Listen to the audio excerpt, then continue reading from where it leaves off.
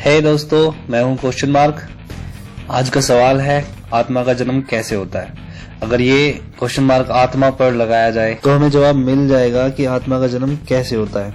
अगर शरीर का जन्म होता है तो पक्का आत्मा का भी जन्म होना चाहिए।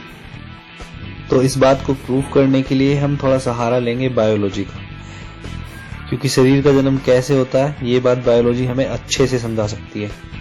तो एक शरीर का निर्माण होने के लिए, एक नया शरीर बनने के लिए जरूरत होती है एक मेल कोशिका की और एक फीमेल कोशिका की।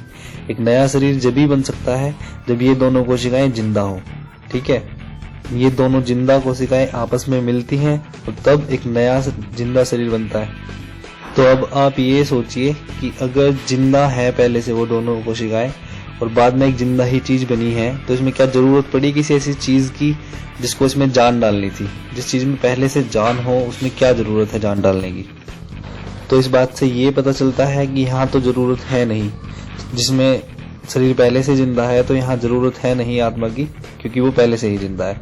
तो अगर दूसरा एग्जाम्पल लें हम, अगर ये कोशिकाएं मरी हुई हो, दोनों मृत कोशिका हो और इनसे एक नया शरीर बन रहा हो, नया शरीर अगर एक मृत कोशिकाओं से बन जाए तो हम समझ सकते हैं कि यहाँ एक नई आत्मा आई होगी इसके अंदर, या किसी चीज ने जान डाली है। जिसने भी वो जान डाली होगी वो हो सकता है आत्मा हो। तो ऐसा पॉसिबल नहीं है इस दुनिया में कि दो मृत कोशिकाओं से आप एक नया शरीर बना सको और उसमें जान आ जाए। ये तभी संभव है जब दोनों कोशिकाएं पहले से जिंदा हो। तो जब हमारा जन्म हुआ हमें जरूरत ही नहीं थी किसी आत्मा की, क्योंकि हम पहले से ही जिंदा थे। अगर हम मर जाएं और मरने के बाद जिंदा हो जाएं तो हम कह सकते हैं कि कहीं से आत्मा हमारे अंदर आई है।